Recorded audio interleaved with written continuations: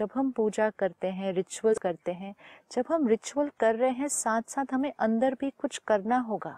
नहीं तो कभी कभी हम रिचुअल पर आकर हर रोज सिर्फ रिचुअल करने में ही रुक जाते हैं। I did not come this far to be this far. Right. Which means आप जिस रास्ते पर चलना आपने शुरू किया, आपने उस रास्ते पे सिर्फ चल रिचुअल तक आके नहीं रुकना है। I haven't come this far to be this far. मुझे आगे बढ़ना है। गोल क्या है? तो गोल है वो प्योर आत्मा, वो डिवाइन पावरफुल आत्मा, वो 100% परफेक्ट आत्मा, वो हाईएस्ट फ्रीक्वेंसी तक पहुंचना, ये हमारा गोल है। तो जब ये हमारा गोल है, तो जब हम रिचुअल कर रहे हैं, जो भी हम करते हैं, वो करते करते अंदर की सफाई भी करनी होगी। अब जब हम दान कर रहे हैं, जब हम सेवा कर रहे हैं, सेवा करने से क्या मिलता है? दुआएं मिलती है। दुआएं मिलेंगी तो अपनी फ्रीक्वेंसी भी क्या होगी? और रेस होगी। लेकिन जब हम सेवा कर रहे हैं, दुआएं तब मिलेंगी जब हमने प्योर चित मन चित से वो सेवा की होगी। अगर हमने सिर्फ बाह्य रीति से वो सेवा की है, सपोज हम किसी को खाना खिला रहे हैं, किसी को पानी पिला रहे हैं, हम किसी को किताबें दे रहे हैं, हम कुछ चीज बनवा रहे हैं, हम हॉस्पिटल खोल रहे हैं, हम ये सब भी सेवा है। ये अनेक आत्माओं को बहुत सुख देने वाली है। लेकिन ये सब कुछ करते हुए हमारे मन की स्थिति क्या है? हमारे मन की स्थिति क्या है?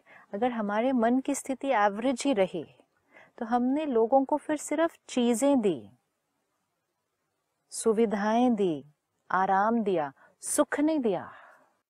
ओके। मतलब दूसरी आत्मा की भी वाइब्रेशन ऊपर उठे, सिर्फ उसको चीजें नहीं मिले। हाँ, तो दर्द से ऊपर उठना, हाँ, सुख हुआ ना।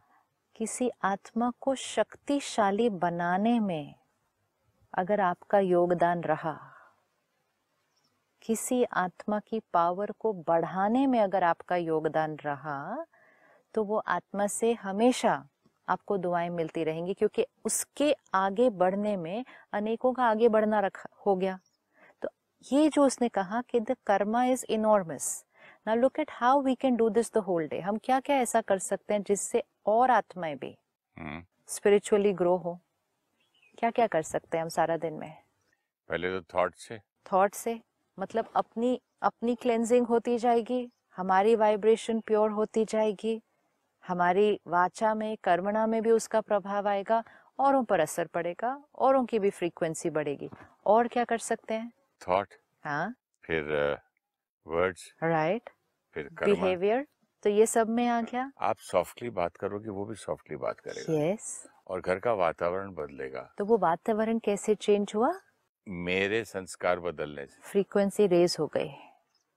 आप एक आत्मा के फ्रीक्वेंसी रेज होने से आसपास की अनेक आत्माओं की फ्रीक्वेंसी बढ़ जाएगी, वाइब्रेशन की। ये एक होगा। और क्या कर सकते हैं? जैसे हमने देखा, खाने में, पानी में हम इंटेंशन डालते हैं, खाने वालों की वाइब्रेशन रेज हो जाएगी। इंफॉर्मेशन जो हमने देखा कि आज व्हाट्सएप है, फेसबुक है, इतना कुछ आ रहा है।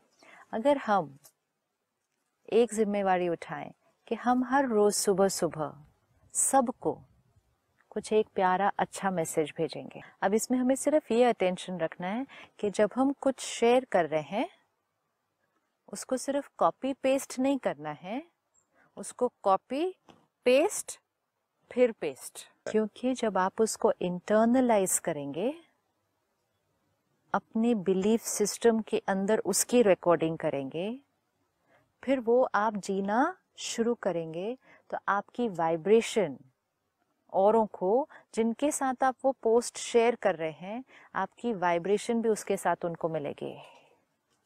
सिर्फ कोटेशन नहीं मिलेगी, सिर्फ वीडियो नहीं मिलेगा,